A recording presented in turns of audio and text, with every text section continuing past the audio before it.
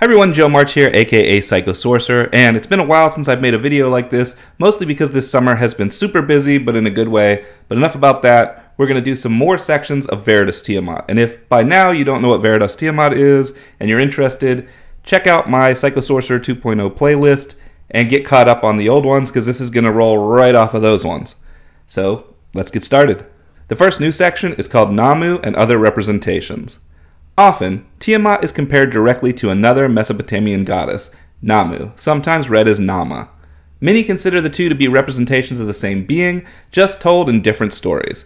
Both are cited as being the sole creator of the cosmos, both are feminine, creating the cosmos and the beings in it in their womb, and both are often represented by water symbology. However, these similarities actually describe the Great Mother, not Tiamat and Nammu. It is important to remember that all gods, goddesses, primordials, demons, angels, and so on are representations of the Great Mother to some extent. Though we say they are pieces of the Great Mother or aspects of the Great Mother, these are words to try to describe something a bit beyond language's ability to explain. For example, if we say the air we breathe and the water we drink are separate from the world we live in, that's not entirely correct. These substances are part of the world we live in and part of us as they pass through our bodies. Considering that these beings represent intangible concepts like love and chaos, it can be even harder to specify how this is separate from what is around them or how they are different from one another. This gets harder still the more directly they represent the Great Mother, being that all of these beings represent the different aspects of the Great Mother, the many faces of the one God. As such, Tiamat is as much Nammu as she is every other god, goddess, primordial, demon, angel, etc. Both Tiamat and Nammu are representations of the Great Mother's creative current. However, it is the differences between Tiamat and Nammu which define them. Nammu represents the primordial creator of the cosmos as a feminine force that creates through the womb of creation, just as Tiamat does. But Nammu is represented by fresh water, which brings life, while Tiamat is represented by the salt water of the turbulent ocean. Nammu creates the gods and watches peacefully as they move about the cosmos. Tiamat creates the gods and eventually wars with them over their attempts to dominate her creation. The difference between the two is chaos. Tiamat is the chaotic, creative, and destructive force of the Great Mother. Nammu is the motherly, creative force of the Great Mother. These two beings are different and yet strongly linked. One could begin working through their god self with Nammu, the motherly creative force of the Great Mother, but later find that god self interacting with Tiamat to call upon her chaotic aspects in a moment that requires such change. It may even seem impossible to tell that these two are different versions of the Great Mother interacting with the god self because they're so similar. In fact, they may appear as the same being to you since both are aspects of the same Great Mother, just with different views and functions. The longer a practitioner works with gods, goddesses, primordials, demons, angels, etc., the more it becomes clear that they do not see each other as separate beings. They are separate expressions of a single being, and any fighting they do is over how much one expression wants to be influential in the world over another. When a practitioner chooses a single expression of the Great Mother to merge with, they are basically agreeing to bring more of that particular expression's influence to the world through their actions. Thus, a practitioner who merges with Tiamat will be quite different from one who merges with Nammu. This next section is called Loki and Chaotic Rituals. Loki, like Tiamat, is a chaotic god followed by some practitioners around the world. His lessons in many ways are the same as those of Tiamat's, though they are no more the same god than Tiamat and Nammu.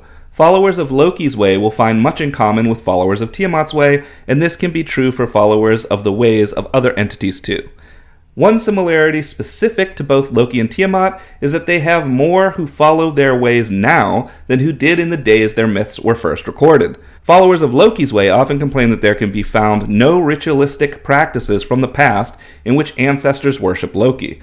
Followers of Tiamat's way can find many modern ritual practices for reaching out to Tiamat, but history does not show anyone from ancient Mesopotamia who worshiped this great serpent of chaos. For practitioners who pride themselves on tradition, this can be a real problem. However, both Loki and Tiamat are entities connected to chaos and self-expression. Modern practitioners agree that traditional methods are not something either of these entities cares about. They would be just as happy to shirk tradition entirely for their sake, rather than praise them. And if an individual were to embrace their own creativity and come up with their own way to honor them, that's even better.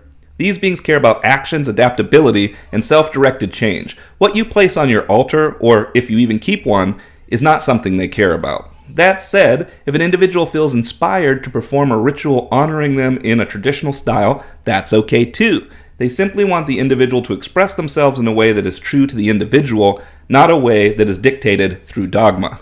And the last new section for Veritas Tiamat for this video is Tiamat's agenda.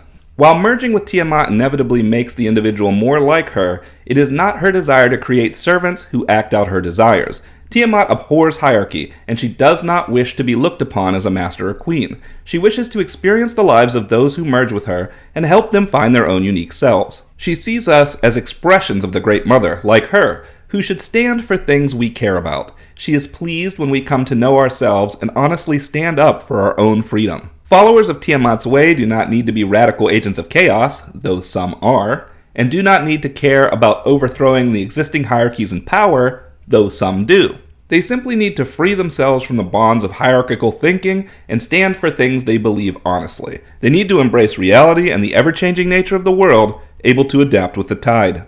To Tiamat, students or practitioners who can embrace change are interesting and worth her time. She will support them by assisting them to understand truths, so long as they remain open to self-transformation. The only exception to this is individuals who would seek to use what they learn to build new hierarchies and enslave others. Tiamat believes all beings should be equal and will not assist those who seek greater levels of freedom for themselves than for their fellow beings. Like the other aspects of the Great Mother, Tiamat seeks to have her expression spread more widely across the world, but she does not measure this via individuals following strict rules or praising her name. She asks those who are merged with her to live as their authentic selves, to be an example of what a free-willed being open to self-transformation is capable of. She believes that living authentically this way will be more influential on others than any doctrine or set of rituals can be. Even if most others do not credit her with the changes they embrace, having more individuals embrace change is good enough for her.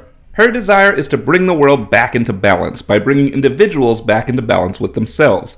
This will mean accepting harsh realities, embracing inner demons, and adapting to changes which push the limits of what a person can sanely handle. It is not an easy path, and she accepts that some will be completely lost along the way. But to Tiamat, this journey is worth it. From her point of view, this process is necessary to save the people of this world from themselves.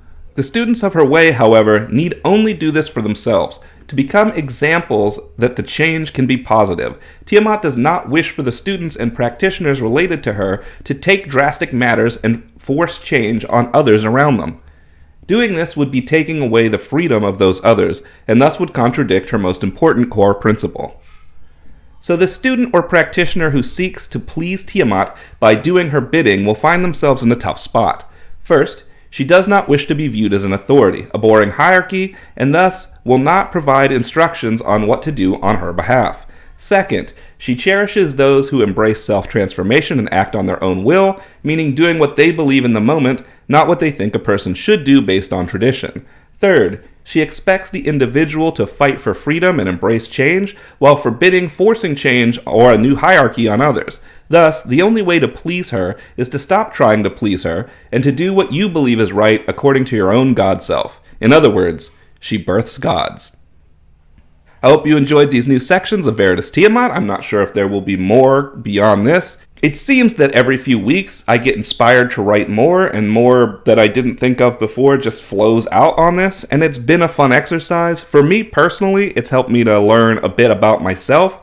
So if you're enjoying these videos and there happens to be more, then I'll put out more. But if there isn't more, then I won't put out more. And that's kind of just how this thing works. So until next time, safe travels.